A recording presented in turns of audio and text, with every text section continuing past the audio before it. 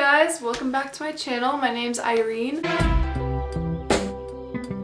If you're new here, welcome. Today's video is something I'm very passionate about. That's why my hands are moving like this. I have so many tips for you guys based on my own personal experience. Anyway, I need some water. I'm dehydrated. So today's video is going to be all about film photography and tips for beginners. First of all, my photography background. I've only taken one photography class in my life, and it was just beginning photography my first semester of college. It was a lot of fun, but it wasn't really learning anything technical about cameras because it was an introduction course. It was a lot of the history of photography, which is interesting too, but I really just wanted to dive right in and start taking pictures. I just really started loving vintage style photographs, and you can achieve that with a DSLR because of course there are many editing softwares, but I was really drawn to film initially because I just love how what you see is what you get. It's just point and shoot, take one picture, and then it's like a little surprise every time you get your film developed. You get to see the outcome of your work. Let me talk to you guys about the cameras. I have two film cameras. This was my first. This is the Canon AE1. If you search anywhere on Google for the best beginning film camera, it's gonna recommend this one. That's why I bought this one. I think it was like a couple $100s. At the time, I was just like, well, everything's recommending this, so I'm just gonna go ahead and buy it. Here's the issue with this. It is very heavy. There is no internal flash, meaning there isn't a flash built in. So in order to use this camera in very low light settings or when it's completely dark outside, you need an external flash. So it just connects onto here, and it's big and bulky. I looked for one on Amazon and I was like, forget it. I just don't feel like doing that. Also, it's for the most part completely manual. You can adjust the aperture and the shutter speed. Basically, aperture is how big or little the hole is that allows light to come through and expose your image. Shutter speed is the amount of time that the shutter stays open to let light in before it closes again. So those are the two basics in any photo, but you really need to know that to work this film camera in particular. This took me a lot of trial and error. I wasted a whole film roll just because I could not get it right, and that's, you know, it's okay. It was a learning process, but it would have been nice not to waste that film because film can be pricey, developing it can be pricey, so you really want to make sure you get it right the first time. Once you get your film in the back of the camera, up top you'll move the dial to the ISO that your film is. So you've probably seen like 200 speed film, 400 speed film. I personally recommend 400 speed. So yeah, everyone recommends this camera online at least. Here's the thing. For a beginner, it's almost completely manual. Like I said, you need external flash, so you can't do it in a lot of low light situations, even with a film with a large ISO. You have to set the aperture, and the shutter speed every time you take a picture depending on that situation's light. But there is one setting that I like on here. You can set the aperture to automatic, and you halfway hold down the shutter button, and then there's a little red light in here that'll suggest what you should set your shutter speed to. So that does help, but it was still really hard for me to figure that out, and like I said, I wasted the first roll of film before I even figured that out. I personally wouldn't recommend this for a beginner. Now that I've gotten the hang of it, I really do like this one. This is my baby. Also, it's very aesthetically pleasing just to look at, but now I'm gonna recommend something to you that is gonna be life-changing. This is my little baby. I love her. I forgot which one. I named one of these cameras Filmy, but I can't remember which one. Anyway, this is the Olympus INFINITYZOOM 2000. It's a really old camera. You could find something like this packed in your grandparents' garage, but no one in my family had a film camera that was at least up and working, so I went ahead and bought myself one. This one I purchased for $20 off of Amazon. It's obviously used. That one was used as well, and this is gonna produce the same pictures, hypothetically. You're gonna waste less film because this one's completely automatic. There's nothing really for you to do whatsoever. Also, internal flash, which makes it so much easier for traveling. I thought it would be so much fun to take it with me to capture memories on film, and that one's just not practical. I'm telling you, it's a lot bulkier. You can't like shove it in a bag or anything, and obviously if you were to bring the flash with you, that's a whole nother piece that you have to lug with you everywhere you go. Also, the Canon EI1 requires a 6V. This one battery was $7.99. This guy takes double A's, a huge plus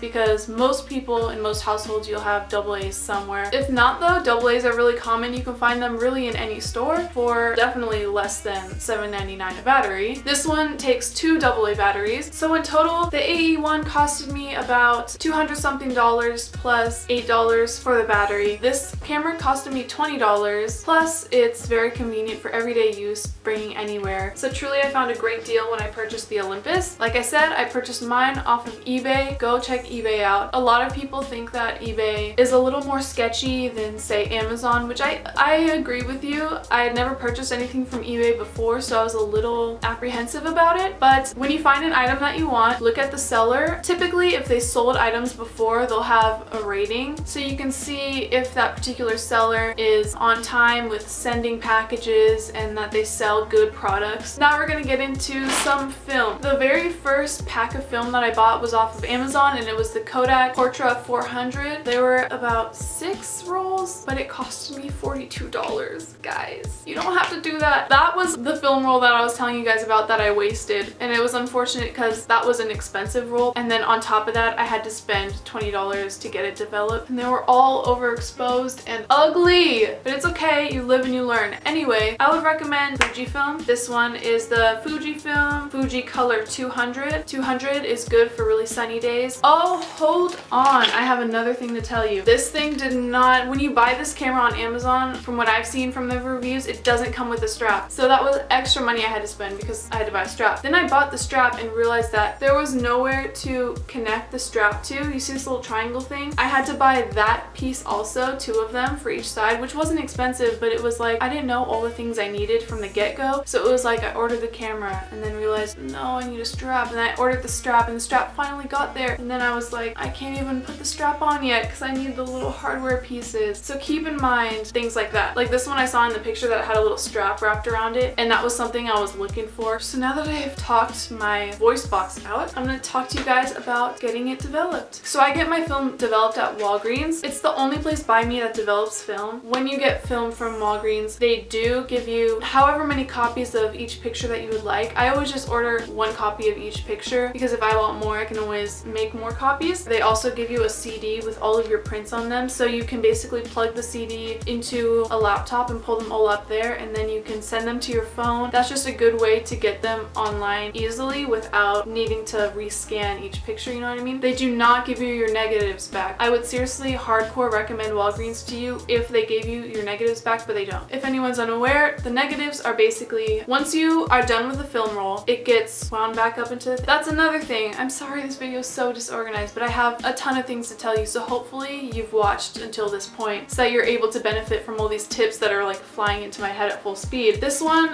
needs to be manually wound back, which means each picture that's taken, more of the film roll is being taken out of the cartridge, and then once you've used up your last picture, which it'll tell you right here, you lift this thing up and then you have to wind the whole roll back in, and it takes surprisingly longer than I thought. This little guy, another convenience thing, which is once you take your last picture on this, it rolls it back automatically, and then you can just open this up and you just take it out and it's rolled up. You take the roll to get it developed, basically in a developing lab. I'm not sure how this technically works, but this is just like, to my knowledge, this is what they do. They unroll the cartridge again and they develop the film, and then that's the negative. So now that we've gotten this far into the video, I just thought I would show you guys some of my work in the outro. This has been a really fun video to film. I really want to do stuff like this more often. Being able to do videos like this really make me happy because it's something I'm like, yes. So excited to share my opinions and my tips and tricks, and I really want everyone else to succeed. So like I said, I'm going to show you guys some of my work. All of my favorites are posted on the Film Chronicles, which is my Instagram account for film photography specifically. Every time I get a new rollback, I pick my favorites and I'll post them on that account for you guys to see. If you feel like you have this burning passion for photography, but you feel discouraged because you feel like it's not something you're great at, don't stress it. Do it because it's fun and because you love it. A lot of my pictures that I've taken that are too staged or too pose this way for me and I'll get this picture, those are the ones that don't develop as nicely, and I'm like,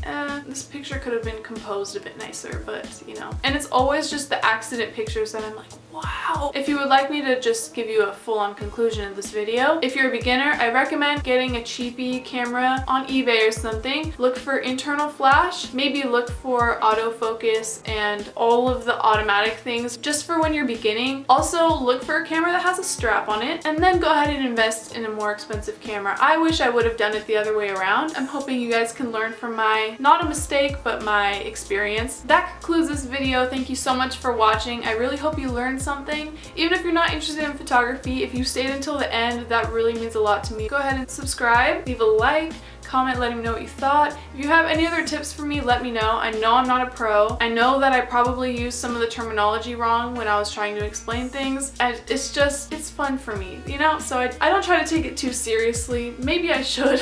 Click the little notification bell so you can be notified when I post next time. I'll see you guys later. Bye! Mwah.